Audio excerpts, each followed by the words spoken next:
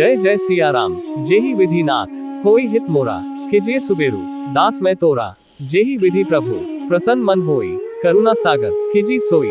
आप सभी का हमारे चैनल स्पिरिचुअल सर्वर्स में हार्दिक स्वागत है। आपका दिन शुभ हो। सीताराम सीताराम। श्री रामायण कथा अयोध्या कांड भाग 19। श्रवण कुमार की कथा। महाराज दशरथ ने कहा, कौशल्य, यह मेरे विवाह से पूर्व की घटना है।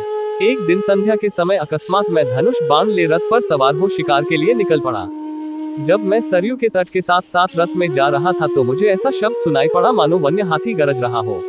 उस हाथी को मारने के लिए मैंने तीक्ष्ण शब्दभेदी बाण छोड़ दिया। बाण के लक्ष्य पर लगते ही किसी जल में गिरते हुए मनुष्य के मुख से ये शब्द निकले, आह, मैं मरा। मुझ निरपराध को किसने मारा? हे पिता, हे माता, अब मेरी मृत्यु के पश्चात तुम लोगों की भी मृत्यु जल के बिना प्यासे ही तड़प तड़प कर हो जाएगी।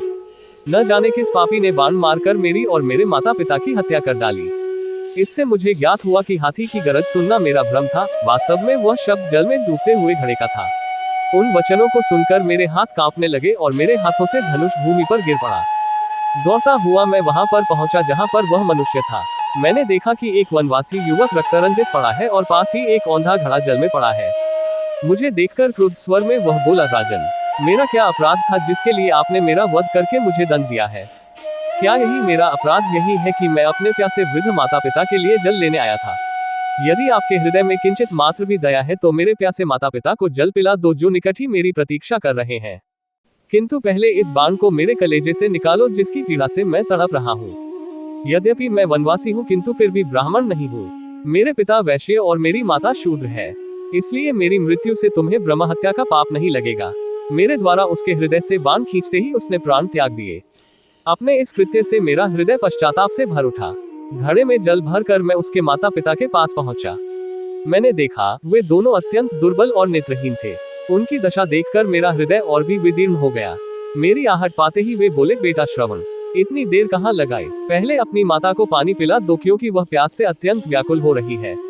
श्रवण के पिता के वचनों को सुनकर मैंने डरते डरते कहा, हे मुने, मैं अयोध्या का राजा दशरथ हूँ। मैंने अंधकार के कारण हाथी के भ्रम में तुम्हारे निरपराध पुत्र की हत्या कर दी है। अज्ञानवश किए गए अपने इस अपराध से मैं अत्यंत व्यथित हूँ।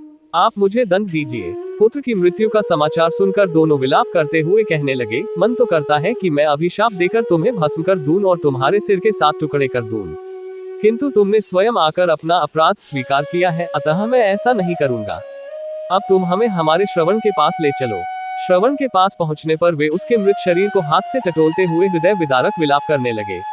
अपने पुत्र को उन्होंने जलांजलि दिया और उसके पश्चात वे मुझसे बोले, हे राजन, जिस प्रकार पुत्र वियोग में हमारी मृत्यु हो रही है उसी प्रकार तुम्हारी मृत्यु भी पुत्र वियोग में घोर कष्ट उठाकर होगी।